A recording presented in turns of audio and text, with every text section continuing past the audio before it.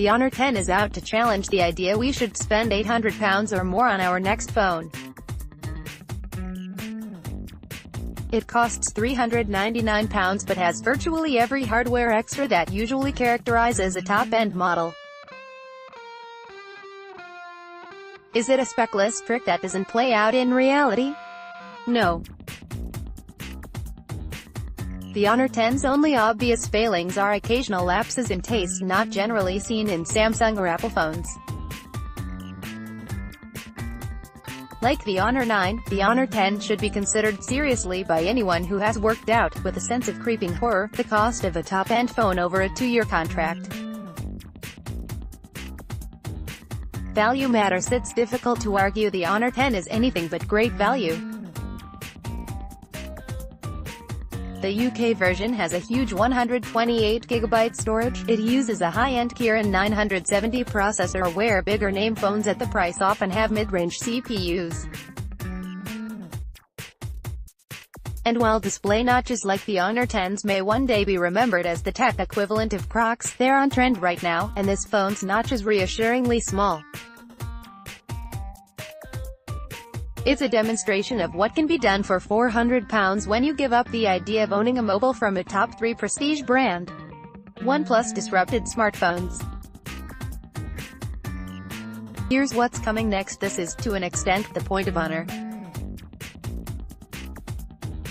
It is a subsidiary of Huawei and offers us value-focused devices now that Huawei produces phones closer in price to direct rivals from Samsung. This might lead you to expect the Honor 10 to be a watered-down Huawei P20, its most recent flagship. However, if anything, it seems more experimental. The most obvious of its bold features is a front fingerprint scanner built into the glass below the display. There's no depression, no button. The panel is simply lightly outlined so you can tell where it is. It uses an ultrasonic sensor that is almost as fast as the Huawei P20's, one of the fastest phone finger scanners in the world. Aurora Glass. The Honor 10's design is also provocative to an extent that may put off some people. It uses curved glass on the back, 2.5D glass on the front and color-matched aluminium on its sides. Its blue finish is very bright, eye-catching and uses a 15-layer Aurora Glass finish that reacts to light.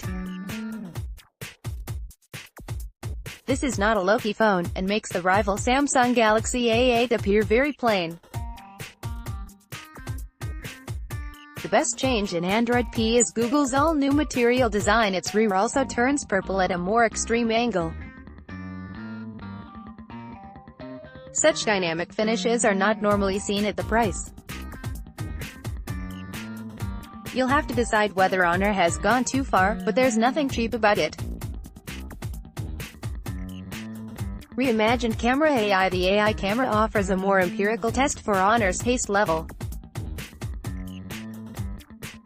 Huawei started using the concept of AI photography with the Huawei P20 family. It uses a neural processing unit in the phone's Kirin 970 CPU to constantly monitor the camera sensor feed and analyze the scene to recognize objects. The Honor 10 has an AI shooting mode that acts like the P20's AI mode with the training wheels removed. Honor says it can recognize and react to several objects or scene elements in the same image. Some of its results are great, like extreme retrieval of shadow detail. However, it also tends to radically oversaturate color and pushes highlights a little too far in an attempt to make images look brighter, more lively.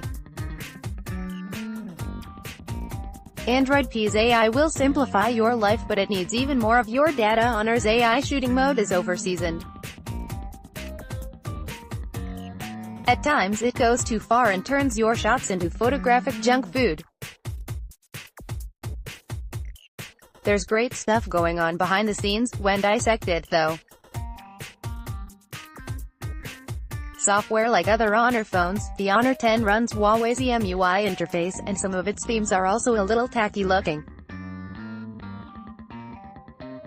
But themes are just skins on the software surface, and can be changed in a few seconds.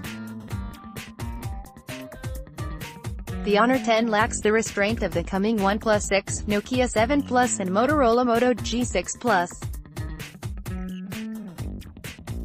But what it packs in for the price is quite remarkable, and its design is otherwise accessible. It has a 5.84-inch screen but is actually a little narrower, and therefore slightly easier to handle, than the Moto G6. Don't like the notch? The Honor 10 can hide it with a black bar at the top.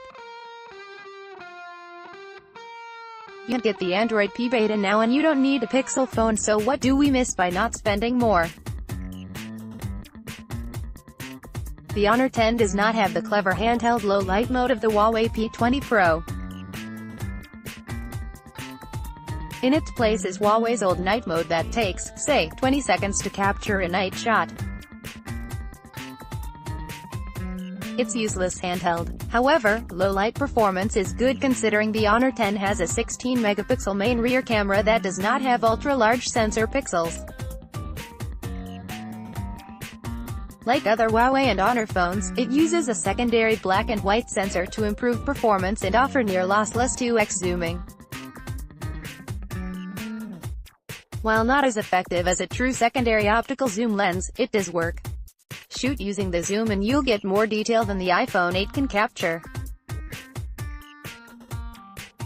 Its front camera is also surprisingly versatile. The Honor 10 has a 24-megapixel selfie camera, which sounds far too high-res. Without radically increasing sensor size, adding more pixels mandates smaller sensor pixels, which are naturally less sensitive to light. This phone uses pixel binning, though. It's where the output of multiple sensor pixels is combined to emulate the low-light performance of a much larger sensor pixel. And in a direct comparison with the iPhone 8, the Honor 10 is far more effective at making low-light selfies look clear and properly colored. That's a tasteful use of camera processing. However, it also demonstrates that the more tasteful techie improvements are, the more they seem congruous with current state of affairs, and more likely to be taken for granted within 5 minutes, if not instantly. Purists may not love every element of the Honor 10. However, it's playful with emerging tech and is good value for money. As long as you're not after a wallflower of a smartphone, anyway.